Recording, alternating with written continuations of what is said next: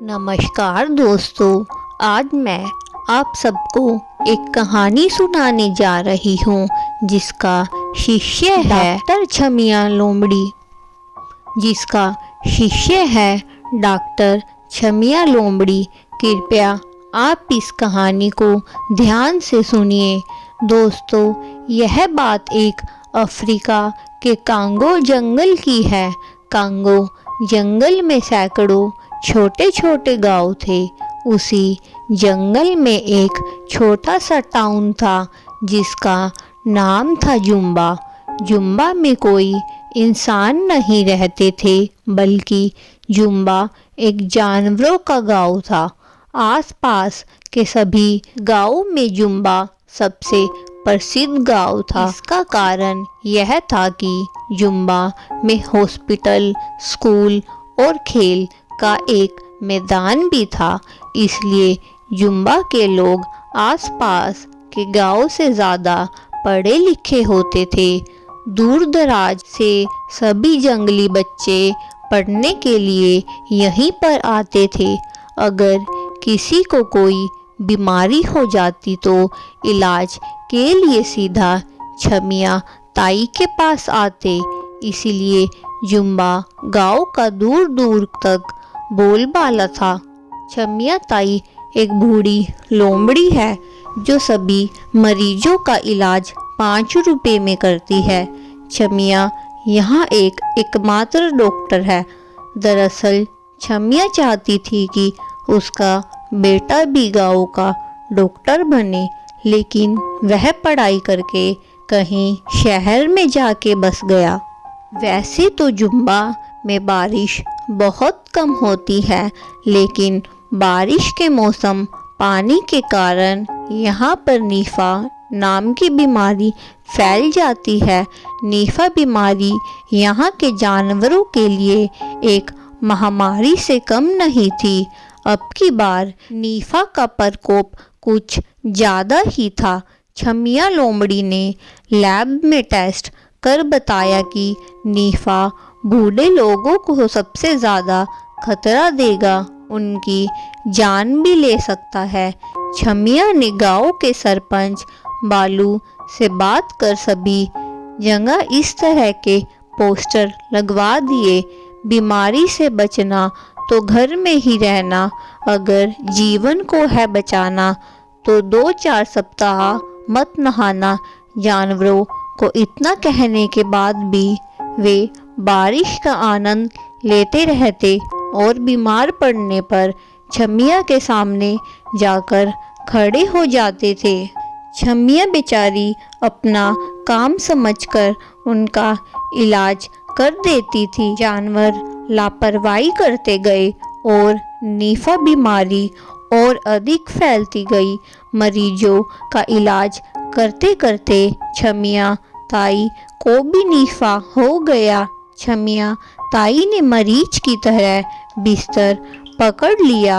अब पूरे गांव में इलाज करने वाला कोई दूसरा डॉक्टर नहीं था। बीमारी अधिक फैलती गई और लोग के मरने की संख्या भी काफ़ी बढ़ चुकी थी।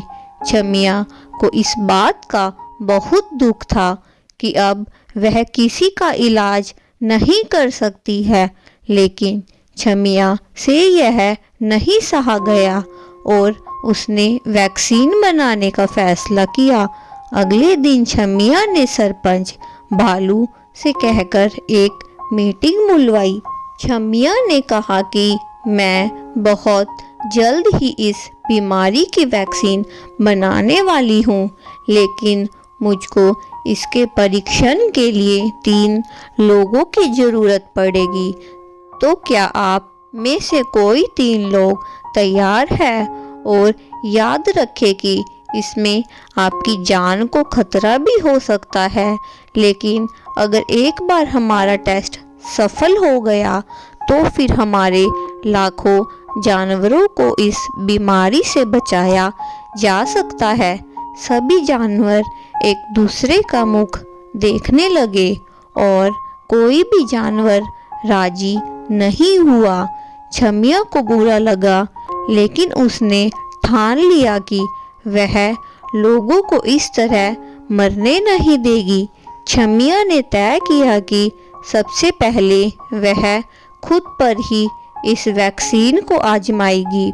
छमिया गुप्त तरीके से 5 दिनों तक जंगल में घूमती रही और जड़ी बूटियों को इकट्ठा करती रही। जड़ी बूटियां को लेकर वह हॉस्पिटल में आई और उसने एक दमदार वैक्सीन का निर्माण किया। दरअसल दार को लेने के बाद कोई भी जानवर 4 घंटों के लिए गहरी नींद में सो जाता है। अगर 4 घंटों के बाद नहीं उठता तो टेस्ट फेल हो जाएगा। छमिया ने अपने बेटे और गांव को एक पत्र लिखा और कहा कि अगर दवाई लेने के बाद मैं नहीं उठी, सभी गांव वाले मुझे माफ़ कर देना। मैं आपको इस बीमारी से नहीं बचा पाई। मेरे बेटे से कहना कि सच्ची भलाई में किसी प्रकार का भी लालच नहीं देखा जाता है। अगर तुम गांव में रहकर लोगों की सेवा करोगे तो तुम्हें इन गरीब लोगों की सेवा का पुण्य मिलेगा। छमिया लोमड़ी ने ये लिखकर खुद को दमदार का डोज लगा दिया और एक कपड़ा ओढ़कर सो गई। 4 घंटे के बाद छमिया नहीं उठी। किसी ने आवाज़ लगाई और गांव वाले हॉस्पिटल के बाहर इकट्ठा हो गए। सरपंच ने सभी को पत्र सुनाया। सभी गांव वाले रोने लगे और छमिया को याद करने लगे। सरपंच ने तुरंत छमिया के बेटे को बुलाया। आधे घंटे में उसका बेटा वहां आ गया। लेटर पढ़कर वह भी रोने लगा। उसने वादा किया कि अब वह कभी गांव को छोड़कर नहीं जाएगा। गांव के सभी डॉक्टर छमिया की अंतिम यात्रा की तैयारी करने लगे। दूर दूर से सभी जानवर फूल माला लेकर आए। जैसे ही छमिया का अंतिम संस्कार करने लगे तो लोग उसको उठाने वाले थे कि वह खुद ही उठ गई। सभी लोग हैरान रह गए और दूर भागने लगे। छमिया ने कहा, भागो मत। दरअसल दमदार वैक्सीन बूढ़ों को 6 घंटे के लिए सुलाती है। मैं ये लिखना भूल गई थी। अब मैं ठीक हूँ और ये वैक्सीन भी कारगर है। अब गांव में कोई नहीं मरेगा। इसके बाद छमिया सभी गांव वालों को दमदार का डोज लगा देती है और लाखों लोग को इस बीमारी से बचा लेती है। मेडिकल क्षेत्र में इतना बड़ा योगदान करने के लिए कांगो के शेर ने उनको कांगो रत्न से सम्मानित किया, जो कि वहाँ का सबसे बड़ा पुरस्कार है। तो दोस्तों, हमें इस कहानी से क्या शिक्षा मिलती है? तकदीर भी उसका ही साथ देती है जो स्वयं कभी हार नहीं मानता। तो हमें किसी भी स्थिति में हार नहीं माननी चाहिए। अपना अच्छे से अच्छा करना चाहिए। कभी भी हार मत मानो दोस्तों। हमें सफलता अवश्य मिलेगी। धन्यवाद।